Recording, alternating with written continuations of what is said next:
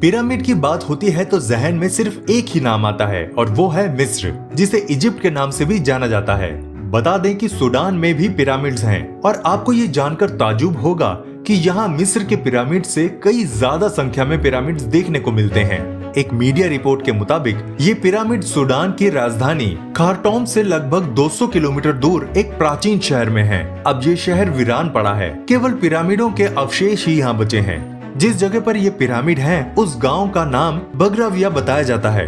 कहा जाता है कि ये नूबियन मेरो पिरामिड्स भले ही मिस्र के पिरामिड के आकार से बहुत छोटे हैं, लेकिन मिस्र से अधिक प्रसिद्ध और प्रभावशाली लोगों के नाम इनके साथ जुड़े हैं। पिरामिड का नाम प्राचीन शहर मेरो से पड़ा है। ये कुश साम्राज्य की राजधानी हुआ करती थी। पुराने अफ्रीकी साम्राज्य के इतिहास में इसका जिक्र मिलता है। यही राज्य अब सूडान में स्थित है। लगभग 1000 ईसा पूर्व मिस्र के 24वें राजवंश के पतन के बाद कुश के नूबियन साम्राज्य की शक्ति नील क्षेत्र में तेजी से उभरी। इतिहास में इसका जिक्र भी मिलता है कि मिस्र के बहुत से हिस्सों पर कुश साम्राज्य के राजाओं ने कब्जा कर लिया और 712 से 657 ईसा पूर्व तक उन पर शासन किया। जब साम्राज्य की राजधानी को बदलकर मैदानी इलाके मेरो कर दिया गया और राज्य के लोग वहां से चले गए, तो जाने से पहले यहाँ शाही राजाओं की कब्रगाहों को पिरामिड का रूप दे दिया गया। पिरामिडों के निर्माण की फायरोनिक परंपराओं ने यहाँ दफन किए गए शासकों की कब्र को अब तक संभाले रखा है।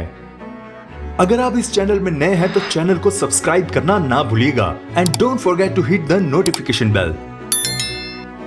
चाइना के शंघाई प्रांत में एक उबड़ खाबड़ चट्टान में बसा है गुयाजू, जो एक अद्भुत जगह है। ये हमारे अतीत के बारे में उत्तर से ज्यादा रहस्य पैदा करती है। चट्टानों में खुदी हुई ये प्राचीन गुफाएं टांग राजवंश के 1400 साल पुराने इतिहास का एक जीता जागता नमूना है। जो बात इस जगह को वास्तव में अद्भुत बनाती है वो है इसकी छुपी हुई प्रकृति, जो सदियों से एक अच्छी तरह से संरक्षित खजाने की तरह रहस्य से भरी बाहरी दुनिया से छुपी रही। 20वीं सेंचुरी में खोजकर्ताओं और पुरातत्व वैज्ञानिकों की नजर इन गुफाओं पर पड़ी, जिन्होंने समय की धूल में छुपी इस दुनिया के बारे में हम सबको बताया। जो लोग गुयाजू को अपना घर कहते थे वो संसाधनों से काफी संपन्न थे। उन्होंने आरामदायक रहने की जगह बनाने के लिए प्राकृतिक चट्टानों का उपयोग किया। ये घर हमलावरों से सुरक्षा और एक्सट्रीम वेदर में लोगों को बचाते थे। इन घरों में बेडरूम्स, किचन्स और स्टोरेज एरियाज भी थे। पर एक सवाल आज भी बना हुआ है कि आखिर इनमें रहता कौन था। बौद्ध धर्म गुरु दलाई लामा सालों से भारत में रह रहे हैं। वे 1959 में भारत आए थे।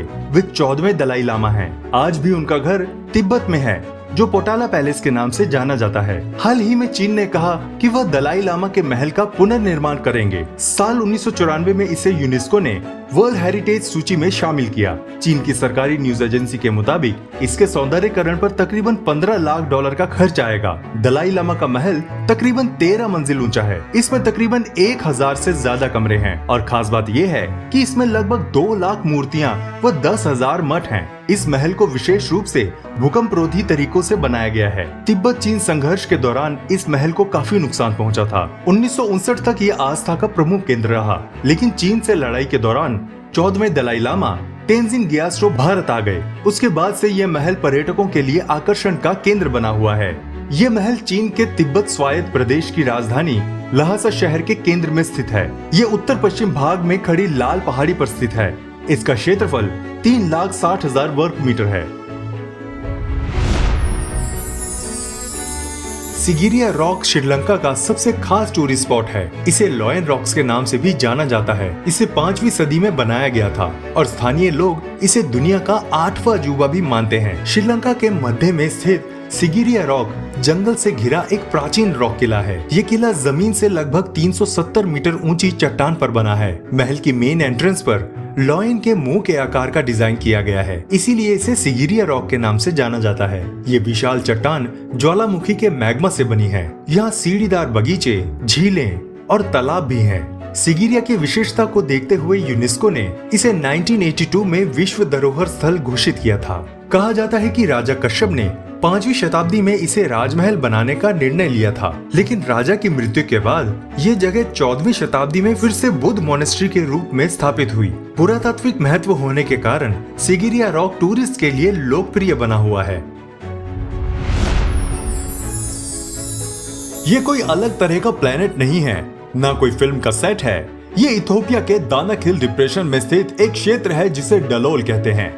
ये न केवल अजीब दुर्गम स्थानों में से एक है, बल्कि ये पृथ्वी के सबसे गर्म क्षेत्रों में से भी एक है। यहाँ न केवल झुलसा देने वाला तापमान, जियोथर्मल एक्टिविटी, रंग बिरंगे हॉट स्प्रिंग, नमक और एसिडिक पूल हैं। आखिर यहाँ कोई आता भी कैसे होगा? इस क्षेत्र की खोज 1920 के दशक में विभिन्न अभियानों के दौरान की गई थी। यहाँ कहा जाता है कि डलोल का दौरा संभव है, लेकिन इसके लिए सावधानी पूर्वक प्लानिंग की और अनुभवी लोकल गाइड्स की सहायता की जरूरत पड़ती है। इस क्षेत्र से परिचित गाइड अकेले ही यहाँ आते जाते रहते हैं, पर आपको यहाँ बहुत मजबूत रहना पड़ेगा, क्योंकि यहाँ आपको तेज गर्मी, वेजिटेशन की कमी और सीमित सुविधाएं महसूस हो सकती हैं। डलोल का औसत तापमान 95 डिग्री फ़ारेनहाइट है, लेकिन ये आसानी से 122 डिग्री फ़ारेनहाइट तक पहुंच जाता है। अगर परियों की कहानी सच होती तो जरूर जर्मनी के इसी इलाके में होती।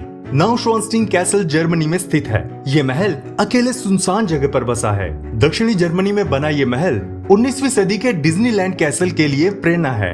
ये महल अपनी अनूठी कारीगरी के लिए मशहूर है और चारों तरफ से पहाड़ों से घिरा है। इस महल की शिल्प कला तो दुनिया भर में मशहूर है। महल को राजा लुडविग द्वितीय ने बनवाया था, जिसकी नींव 5 सितंबर 1869 को रखी गई थी। दरअसल ये राजा काफी शर्मीले स्वभाव का था। अपने इसी शर्मीले स्वभाव के कारण ये लोगों से काफी अलग रहना चाहता था। इसीलिए राजा ने अपने विश्राम के इरादे से इस महल का निर्माण करवाया, ताकि वह अपने अंतिम दिनों को एकांत में व्यतीत कर सके। ये महल अंदर से भी उतना ही सुंदर लगता है जितना कि बाहर से। यहाँ आलीशान सजावट, दीवारों पर सुंदर नक्काशी, जिसे देख कर लगता है कि जैसे एक जादुई दुनिया में पहुंच गए हों। यह महल जर्मनी के सबसे अधिक देखे जाने वाले स्थलों में से एक है, जहां हर साल लाखों पर्यटक इसे देखने आते हैं। द ग्रेट बैनियन ट्री का नाम Guinness book of world record में दर्ज है। ये विशाल पेड़ 250 साल से भी ज्यादा पुराना है। बरगद का ये विशाल पेड़ पश्चिम बंगाल की राजधानी कोलकाता के आचार्य जगदीश चंद्र बोस बोटैनिकल गार्डन में है।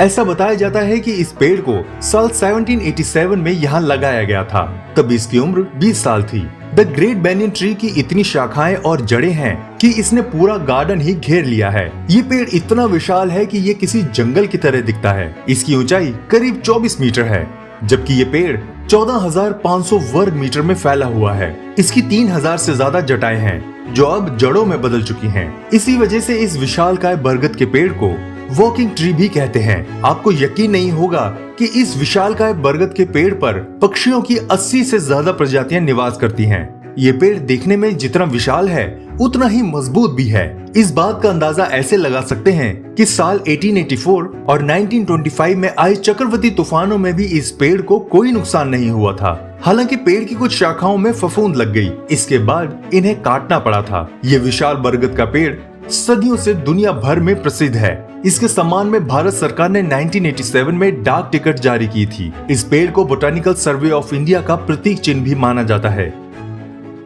आपको हमारी ये वीडियो कैसी लगी, हमें कमेंट बॉक्स में बताइएगा, और अगर आपको वीडियो पसंद आई तो लाइक भी जरूर कर देना। मिलते हैं आपसे अगली वीडियो में, तब तक प्लीज अपना ध्यान रखिएगा।